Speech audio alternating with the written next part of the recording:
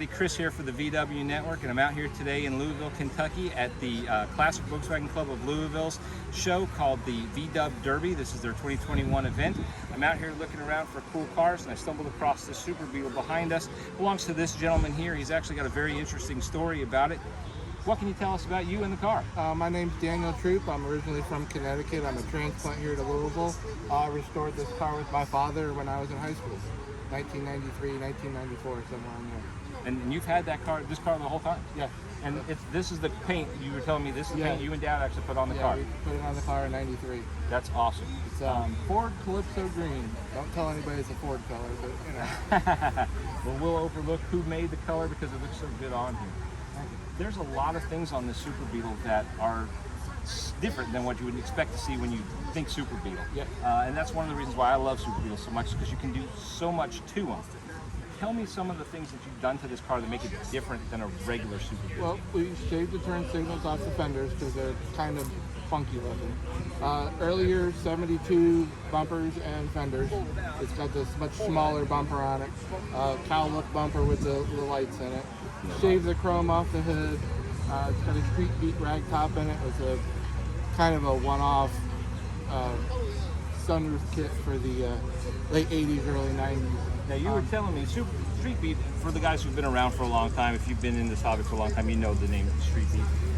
They didn't actually make one for a Super Beetle. They've never made one for a Super Beetle. With the curved windshield, it was a little bit different. So my father and I had to kind of massage the front corners to fit. You guys did a great job. I mean, it fits very snugly all the way around.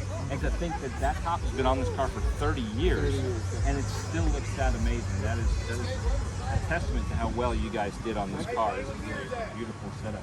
In the late 80s, early 90s, people weren't putting stock Volkswagen pop-outs in the back. These were aftermarket pop-outs. A very limited run of them. I see they're frameless, which is really interesting. I have seen these in Mexican vehicles, but if you've had yours in that long, that's really unique.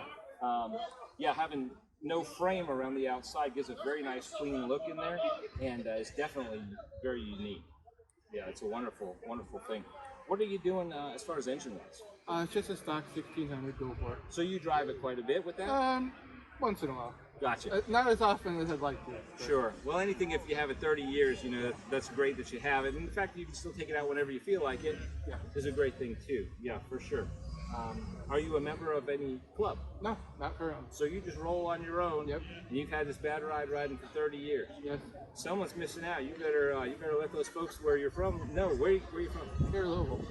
Well, then you should be joining the Classic Volkswagen Club of Louisville. I guess I need to now. Well, when this video's over, we're going to talk about it some more. In fact, at the end of the video, I'm going to give you guys a link so that anybody who's interested in joining the Classic VW Club of Louisville can look them up and get involved. So, I imagine there's no plans for this now, just to drive it and enjoy it. Just drive it, enjoy it. It's done. It's beautiful. It's a great car. I sure do appreciate you taking the time out to show it to us. I have a thing for Super Beetles. I have a thing for Super Beetle owners. Thank you very much. It's a great car.